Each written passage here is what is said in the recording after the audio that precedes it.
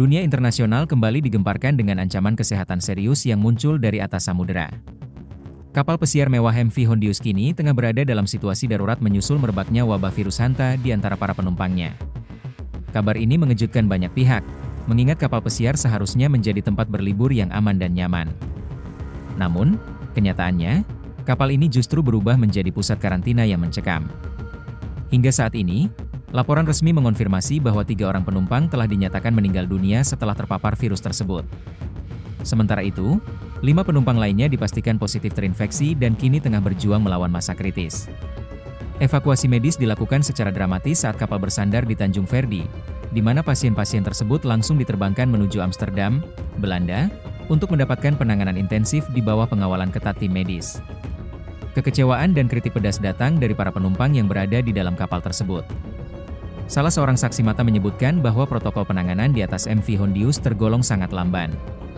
Ia menceritakan bagaimana ia melihat rekan sesama penumpangnya mulai menunjukkan gejala penurunan kesehatan yang drastis selama berhari-hari sebelum akhirnya bantuan medis yang memadai datang.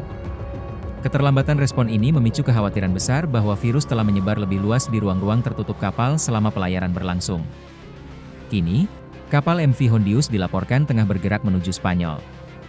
Bukan untuk melanjutkan wisata, melainkan untuk menjalani prosedur karantina total demi memastikan tidak ada lagi penyebaran yang keluar dari perimeter kapal.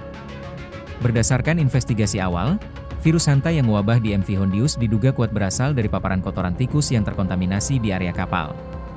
Meski secara umum virus ini menyebar dari hewan pengerat ke manusia, para ahli kini tengah meneliti kemungkinan penularan antar manusia yang bisa terjadi dalam kondisi sanitasi tertentu.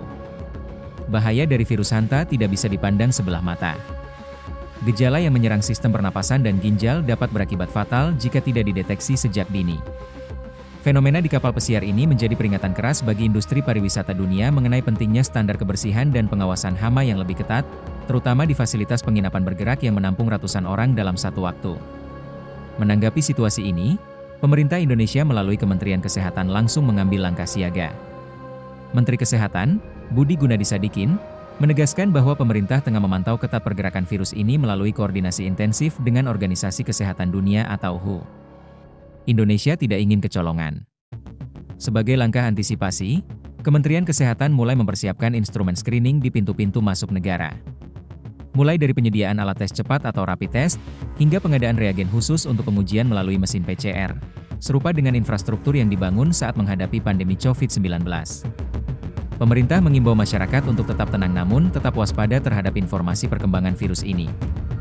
Kewaspadaan dini dan kesiapan fasilitas kesehatan diharapkan mampu membentengi wilayah Indonesia dari potensi masuknya wabah virus Hanta ke tanah air.